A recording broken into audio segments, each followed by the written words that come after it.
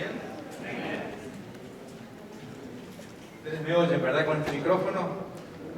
¿Estaba oyendo ahí? Bien, bueno, qué lindo.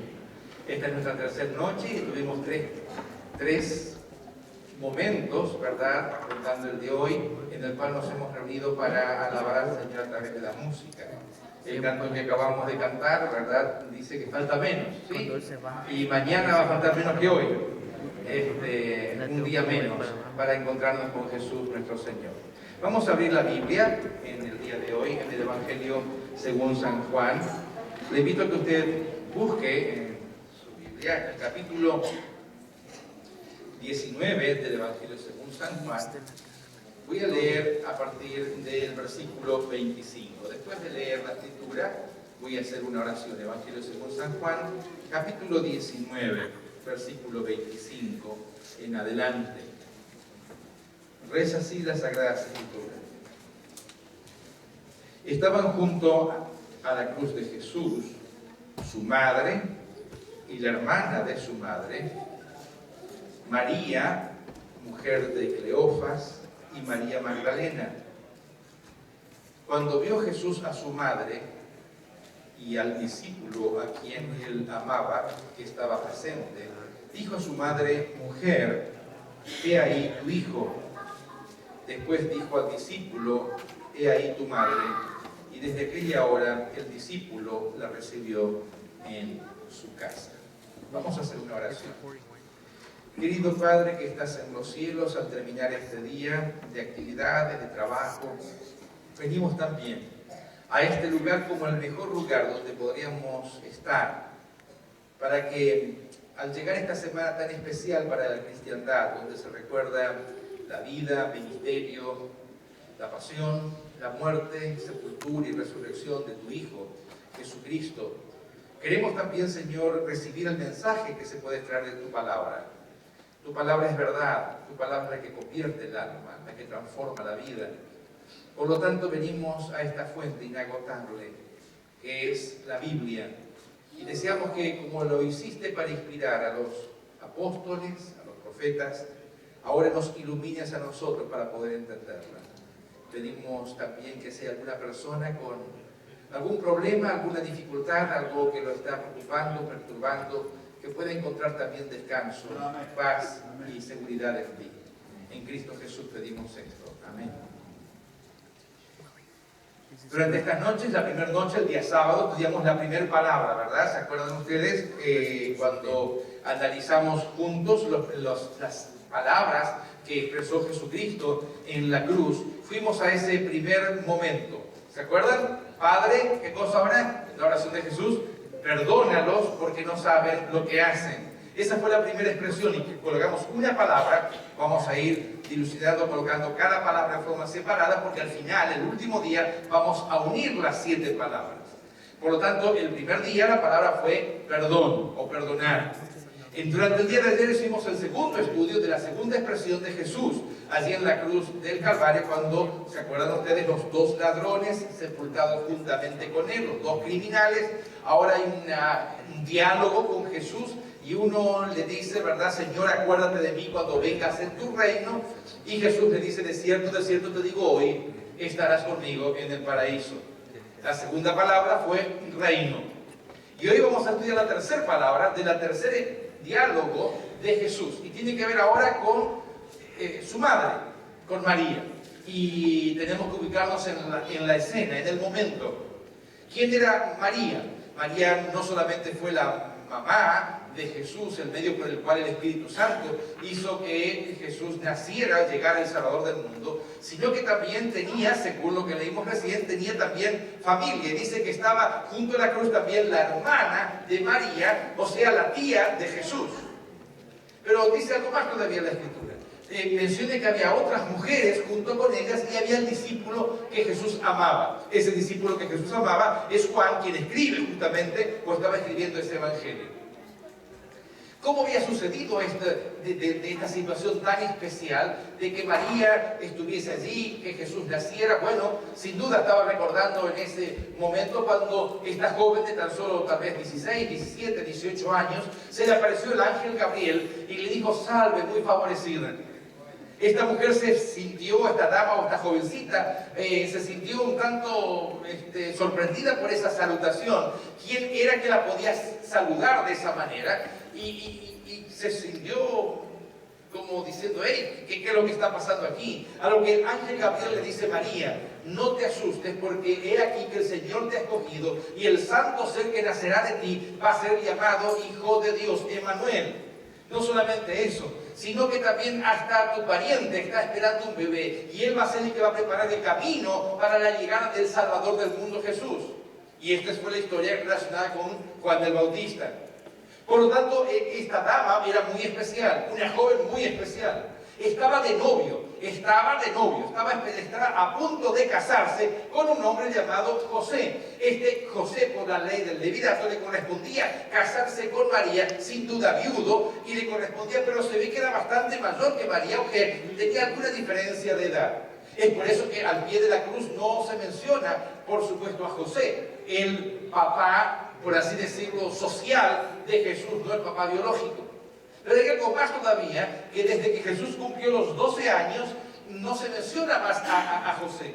¿Se acuerdan cuando Jesús va al templo y estaba junto con los escribas, con los doctores de la ley, con los sacerdotes, y comenzó Jesús a discutir, y ahí apareció José y María, después de no encontrar a su hijo durante 3 días, y ahora le dice, hijo, hey, te estábamos buscando, estábamos preocupados. Desde ahí no se menciona más en la Biblia, ninguno de los evangelios más a José. Por lo tanto, los teólogos llegan a deducir, ¿no es cierto?, inferir que José ya había fallecido. Por lo tanto, ahora está María sola al pie de la cruz. Pero hay un detalle más todavía. José estaba por casarse con María, cuando María tiene que venir con una noticia tremenda. Dice, ¿sabes qué? Estoy esperando un bebé. Por la ley mosaica, María merecía ser apedreada. Tenía que morir. Él tenía el derecho de rechazarla. Y la mayor sorpresa es, ¿y sabes qué? Estoy esperando un bebé, pero es del Espíritu Santo. ¿Cuántos niños habían nacido como obra del Espíritu Santo antes que Jesús? Ninguno. ¿Cómo se sentiría usted, mi querido caballero, si su esposa dice, ¿sabes qué? Estoy esperando un bebé, pero no es tuyo, es del Espíritu Santo? Creo que su reacción sería muy humana. No, imposible, no puede ser. Por lo tanto, cuando José estaba a punto de rechazar a María como su esposa, tiene que aparecer el ángel Gabriel y decirle, José, no tengas temor de tomar a María como tu esposa, porque ella está encinta, está embarazada, y el que va a nacer de María va a ser el Salvador del mundo. Por lo tanto, usted puede ahora llegar a imaginar la escena. El nacimiento de Jesús, lo recordamos todos los años, cuando la gente celebra Christmas, ¿verdad? Un pesebre en algún lugar de Belén, los sabios de Oriente que vienen. Usted puede conocer o imaginarse, ¿no es cierto?, en las iglesias cómo se hacen las representaciones, cómo la gente canta villancicos y demás por el nacimiento de Jesús. Y es todo gozo y alegría. Y sin duda que había gozo y alegría para esta jovencita de 17, 18 años por el nacimiento de su primer hijo, pero no tenía nada que ver. Por eso se la conoce como la Virgen María, porque no tenía que ver con una relación sexual, sino que ahora iban a ser el Mesías esperado por más de 4000 años como el Salvador del mundo. Eso era hermoso, eso era bueno. Ahora, ese jovencito que nace no era un jovencito común. Cuando comenzó a relacionarse con los niños, era diferente a los demás. Su forma de comportarse era distinta. Su colaboración en el hogar, nunca emitió una mala palabra, nunca estuvo enojado, nunca estuvo de mal humor, nunca la madre tuvo que decirle, oye, vete a dormir si no te castigo. No, cumplía, hacía, disfrutaba, no había que reprenderle nada. Y María ahora había tomado a esa criatura con tanto amor, con tanto cariño, que comenzó a instruirlo, a educarlo. Fue la que le enseñó a caminar, fue la que le enseñó a dar los primeros pasos, fue la que le enseñó a hablar, fue la que le enseñó también la manera de conducirse. Fue María la que influenció en esa criatura, era su hijo. Cuánta ternura manifiestan las madres por los hijos. En los países de los cuales a veces nosotros provenimos, cuántas veces las madres dejan de comer con tal que su hijo coma. ¿Cuántas veces no compran cosas que necesitan para que su hijo tenga lo que necesita? ¿Cuántas veces se privan o trabajan extra para satisfacer a sus hijos? Es por eso que se compara un amor sublime con el amor maternal, con el amor de la madre. ¿Se olvidará la mujer del hijo que dio a luz? O sea, se coloca eso como la máxima expresión de amor. ¿Va a olvidarse alguna vez una mujer de algún hijo que dio a luz? No. Y Dios te dice, aunque ella se llegara a olvidar, que es algo imposible que lo haga, yo nunca me voy a olvidar de ti. Por lo tanto, María había conocido lo que era el amor hacia esa criatura. Lo había visto crecer. Había estado preocupada porque había desaparecido durante 3 días, pero ahora la encontró en el templo. Y ahora viene la sorpresa más grande cuando los doctores de la ley, los sabios, le dicen, óigame, ¿a qué escuela mandó a este niño? ¿Dónde estuvo estudiando? Porque lo que él habla no podemos... Oiga, extremadamente inteligente, es muy capaz. ¿Cuánto orgullo sentimos los padres cuando nos dicen que nuestros hijos son... Oh.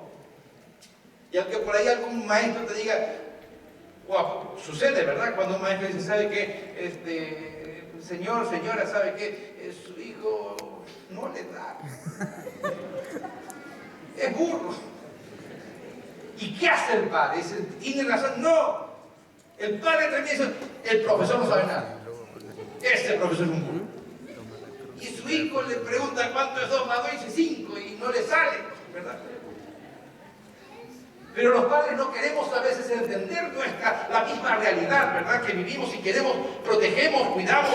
Y hoy día, en este tiempo, y especialmente en este país, mi esposa es maestra por muchos años y los padres van a pelear con los maestros para que le ponga mejor nota al hijo. Y el maestro dice, ¿sabe qué? Pero, mi querido, no va. Y hacemos todo lo posible, pero ni en inglés, ni en español, no agarra nada. Y el padre dice, ¿y si pelea? Ahora, con Jesús no había ese problema. Los sabios, los doctores de la ley, los sacerdotes en el templo estaban sorprendidos como entendía la Escritura. Y cuando se encuentran ahora con José y con María, le preguntan, ¿dónde estudió? ¿En qué escuela de profetas estuvo? Porque, ¿cómo sabe? Imagínese el corazón de esa mujer. Es mi hijo. Es nuestro hijo. Años después de este incidente, hay un vacío, un silencio en la Escritura desde los 12 años de Jesús hasta los 27 años. Hace un silencio, no sabemos demasiado, ¿no? Jesús aparece otra vez en la escena, después que se despidió de su padre, de su madre, tal vez ya había fallecido José. Y ahora aparece en escena cuando Jesús va al desierto y es tentado por Satanás y pasa 40 días sin comer, 40 días de ayuno en el desierto. Y aparece, inicia su ministerio. Y si usted quiere entender algo del ministerio de Jesús, va a encontrar que el inicio del ministerio de Jesús también está relacionado con María. Usted va a acordarse bien cómo fue el primer milagro que hizo Jesús. ¿Se acuerda usted de las bodas de Caná? Les faltaba el vino. No había vino, no había jugo de uva, no había nada para ver, se estaba terminando y ahora viene María y ahí aparece en escena y le dice a Jesús, ¿sabes qué? Jesús, no tienen vino. Imagine usted el nerviosismo de la gente, la situación un tanto embarazosa, se estaba acabando la comida. Algo que no nos pasa mucho a los hispanos, porque los hispanos, si hay 20, hacen comida para 50, ¿verdad? Es por eso que estamos con sobrepeso, porque siempre, como después no queremos que se tire, comemos todo. Pero se había acabado el vino. Y Jesús le contesta, mujer, ¿qué a ti y a mí? Nosotros no somos los encargados de esta fiesta. No es nuestra responsabilidad. Pero María llama a los sirvientes y le dice, ¿saben qué? Hagan todo lo que Él les dijere. Hagan todo lo que Él les diga. Háganlo. Y ahora Jesús le dice, coloquen agua en todas esas tinajas que están ahí. Y los sirvientes obedecen y llenan de agua y ahora dice, sáquenlo y llévenle al maestresala. ¿Qué cosa saquen? Saquen lo que han puesto ahí. Pero si es agua, sáquenlo y llévenlo al maestresala. ¿Pero para qué? Sáquenlo y llévenlo. y ella le había dicho, hagan todo lo que Él les diga, hagan todo, escuche bien, hagan todo lo que Él les diga. Por lo tanto, María no solamente quería a Jesús porque era su hijo, sino también creía en que lo que Él hacía era lo correcto. Y si decía algo, tenían que hacerlo. Ahora, mi querido hermano, imagina la escena. Lo leímos recién en San Juan capítulo 19. Está María, está la hermana de María, está María Magdalena también, está Juan, ¿dónde ahora? Al pie de la cruz. Ya Jesús había sido golpeado, maltratado, magullado, escupido, insultado, y ahí estaba. El que estaba ahí no era tan solo una persona más, no era un crucificado. El que estaba allí era su hijo, el que ella había tenido en brazos, el que ella había cambiado los pañales. Cuando se presentó en el templo, Simeón le dijo, ¿sabes qué? Este ha sido el llamado para levantamiento y caída de Israel, y una espada va a atravesar tu corazón. Y ahí estaba su hijo. Él, cuando sacaron el agua de las tinajas y le llevaron al maestresala, el maestresala probó y dice, hey, ¿de dónde sacaron este vino? Si se había terminado, no había más. De allá, de esas tinajas. Pero y todo sirve en el mejor vino al principio y el peor al final, pero ustedes guardaron el mejor para lo último, han hecho todo al revés, pero este vino está buenísimo. Imagine usted ahora la escena. Ahí estaba María. Comienza a enterarse que no solamente Jesús hace eso, sino que ahora llama discípulos también. Y como a la gente le gusta comentar, ¿sabes qué, María? Jesús tiene ahora 12 seguidores que están con él, hasta decidieron dejar todo. ¿Y sabes qué, María? Jesús se puso a predicar en Galilea y la multitud le seguía.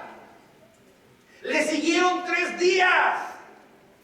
¿Cómo se siente el corazón de una madre cuando hablan de que su hijo es famoso? ¿No? De que le está yendo tan bien.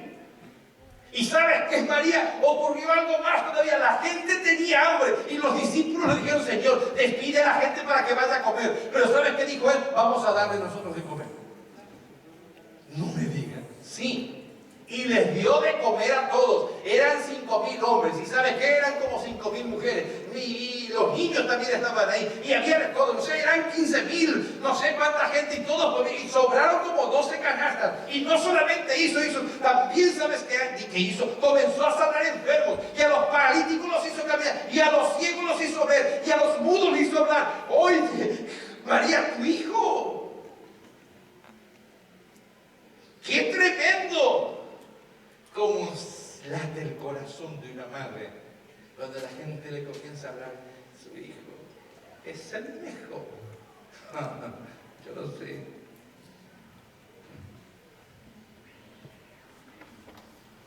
Pero ahora no estaba como el mejor.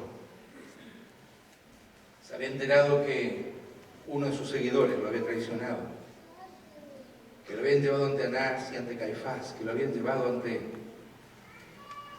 Poncio Pilato, que lo habían agarrado para golpearlo, que Poncio Pilato tenía cierta intención de soltarlo.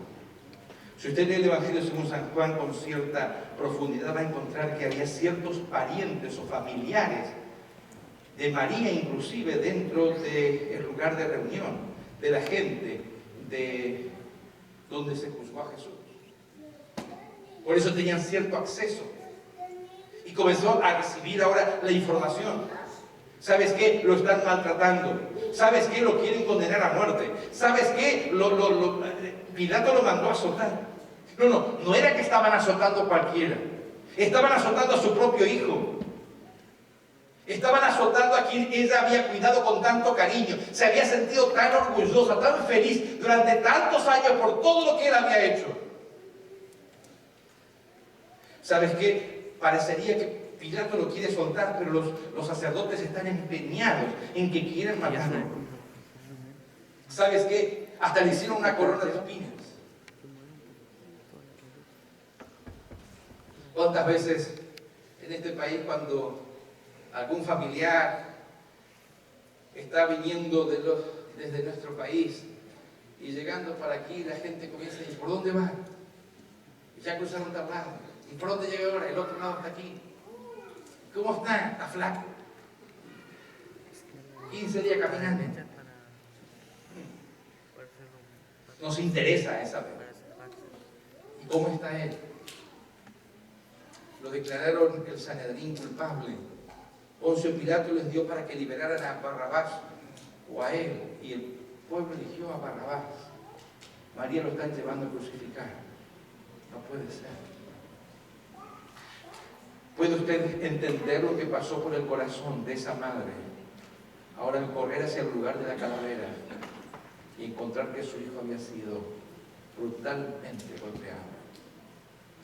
Algunas personas se sintieron un tanto perturbadas cuando vieron la película de Mel Gibson, La Pasión. Y algunos pensaron que tal vez Mel Gibson exageró bastante en cuanto a el arte que colocó en esa película de las últimas horas de la vida de Jesús.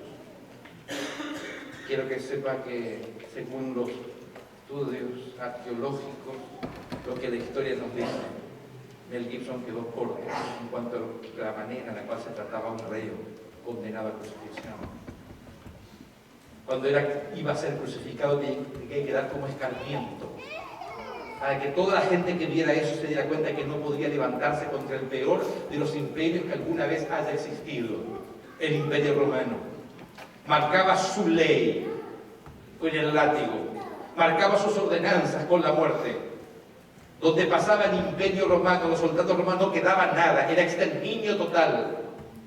No había lugar para el diálogo ni para nada, era la obediencia o la muerte. Por lo tanto, sus reos y los que iban a conspirar contra el imperio eran masacrados para que la gente se diera cuenta que nadie se podría levantar para independizarse, para liberarse del castigo del imperio. Y ahora llega hasta el lugar de la escena. Ya Jesús había sido crucificado, ya estaba levantado, en alto, golpeado, hinchado su rostro. Tal vez hasta podían verse sus huesos de los latigazos que habían recibido. El látigo romano constaba de 5 colas de cuero con unos aguijones que pendían de ciertas bolas de hierro. Con eso desgarraban, clavaba en la piel y desgarraba. Se podía llegar a ver inclusive hasta el hueso y muchas veces las entrañas. Intentaban que el reo sea golpeado en todo el cuerpo, no solamente en la espalda, no, en todo el cuerpo, desde la planta del pie hasta la cabeza, todo debía ser golpeado. Ahí estaba su hijo, del cual ella se había sentido tan feliz, tan orgullosa, tan contenta. Lo había visto crecer, lo había visto caminar, lo había visto enseñar, lo había escuchado sanar gente, lo había escuchado alimentar, hasta se enteró que había resucitado muertos. Era su hijo. Y ahora estaba muriendo allí en la cruz como un criminal. Y cuando todo ser humano que pasa por una circunstancia difícil está esperando que los demás le brinden atención y cierta palabra de consuelo, o cierta palabra de ánimo, o cierta palabra, esto es injusto, demás, Jesús observa. Acompáñenme nuevamente a la lectura del capítulo 19, versículo 25 del Evangelio según San Juan, y dice: estaban junto a la cruz de Jesús ahora su madre, la hermana de su madre, María, mujer de Cleofas, y María Magdalena. Y ahora dice, y cuando Jesús vio a su madre, y el discípulo a quien amaba, o sea, vio a su madre y a Juan, que estaban presentes. Cuando Jesús vio a su madre, muchas personas intentan explicar a través de la ciencia el afecto especial que hay entre un hijo y una madre. Y ahora cuando Jesús ve a su madre, sus brazos extendidos sobre la cruz, a punto de expirar, de morir, ahora ve a su madre. Ya José no estaba. Iba a quedar desprotegida. Su hijo, que debe hacer el mantenimiento de su madre, lo estaba matando como un criminal. Mi querido hermano, hermana, en una cruz Jesús realiza un acto de compasión muy pocas veces entendido, muy pocas veces explicado, muy pocas veces internalizado. Cuando Jesús ve a su madre, en lugar de decirle: madre, ve y dile que me están castigando, que esto fue injusto, que no deberían hacerlo, nada, intenta no dejarla desprotegida. Y a Juan, el discípulo amado, le dice: madre, he ahí tu hijo. Hijo, he ahí tu madre. Y desde esa hora Juan la recibió en su casa. Sí, ya José no estaba. Según hasta las mismas leyes, que esta mujer quedaba como viuda y tal vez ahora también sin hijos, quedaba desprotegida. Pero Jesús, en lugar de pensar en sí mismo, encomienda, le encarga a alguien el cuidado de su madre. ¡Qué extraordinario! Cuánto el amor de Jesús por el ser humano, cuánto el amor de Jesús por esta mujer, que había sido el elemento por el cual Dios había enviado a su Hijo unigénito para que todo aquel que en Él creyere no se pierda, mas tenga vida eterna. Ella había sido el elemento. Jesús no se olvidó y dijo, bueno, ya está, ya pasó. No, madre, he ahí tu hijo. Juan, he ahí tu madre. Cuida de ella. Lo más extraordinario, mi querido hermano, hermana, es que aquí tal vez deberíamos destacar un hecho que ya estaba en Éxodo capítulo 20, versículo 12. Usted lo conoce de memoria. Éxodo 20, 12. ¿Qué dice allí la escritura? Honra a tu padre y a tu madre. ¿Quién había escrito eso? Jesús mismo. ¿Cómo lo había escrito? Con su propio dedo. ¿A quién se lo había dado? Son las tablas de los 10 mandamientos. Son la tabla de los 10 mandamientos. Y él mismo había escrito, honra a tu padre y a tu madre. ¿Cuántas veces los hijos se olvidan de los padres? ¿Cuántas veces los padres se olvidan de los hijos? Hace unos años atrás en una radio, en un país latinoamericano, salió un anuncio en la radio que decía de la siguiente manera: está en esta radio un anciano de 83 años. Estaba mendigando en la puerta de esta radio cuando lo hicimos entrar aquí. Le preguntamos a él acerca de cómo había llegado a esta situación. Y él contó que tiene 3 hijos. Uno de ellos es médico, es millonario, se llama Juan. Si en una hora Juan no está aquí para buscar a su padre, que se sacrificó para darle el estudio que él tiene, si en una hora no está aquí Juan, diremos el apellido de Juan. A la hora había 11 médicos llamados Juan que se habían olvidado de su padre.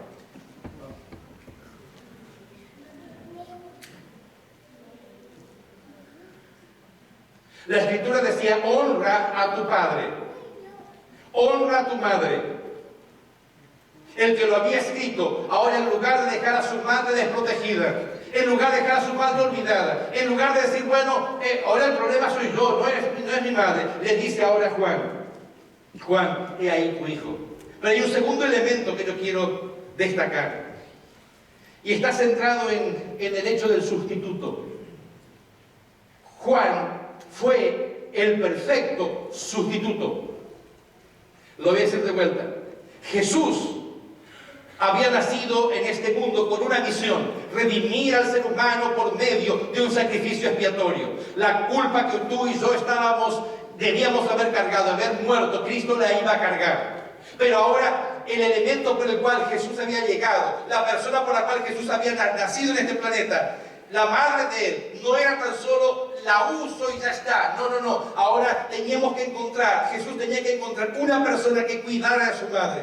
Pero tenía que ser una persona de acuerdo al mismo corazón de Jesús, que tuviese las mismas virtudes, que fuese una persona que pudiese realmente cuidar de esa mujer. Y dice la escritura que se le encomendó a Juan. ¿Y cómo era conocido Juan? Como el discípulo amado. El que se recostaba sobre el pecho de Jesús, el más joven de los discípulos, el discípulo del amor, el que escribe no solamente el Evangelio, escribe el Apocalipsis, no solamente escribe el Apocalipsis, escribe 3 epístolas, y cuando habla del amor, cuando habla del cuidar de los demás, cuando habla del amor de Dios, derrite nuestro corazón cuando él dice, porque Dios es amor. A ese Juan a quien Jesús le encomendó su madre, fue al que Jesucristo se le apareció en el Apocalipsis, y él dice, cuando le vi, caí a sus pies. La última vez que lo había visto, había resucitado entre los muertos, pero cuando le vi ahora, caí a sus pies. Y él